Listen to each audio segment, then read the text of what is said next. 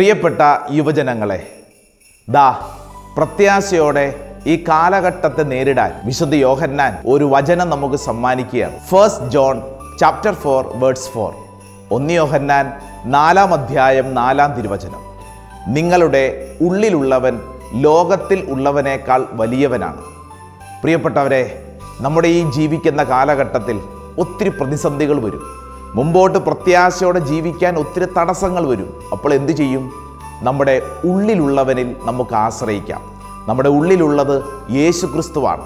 ആ യേശുവിൽ ആശ്രയിച്ചാൽ ഏത് പ്രതിസന്ധിയെയും നമുക്ക് പ്രത്യാശയോടെ നേരിടാൻ പറ്റും. മുമ്പോട്ടുള്ള കാലഘട്ടത്തിൽ ഈ വലിയ കൃപയിൽ നമുക്ക് ആശ്രയിക്കാം.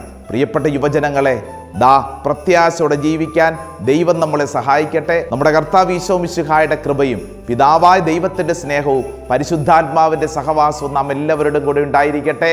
ആമേൻ.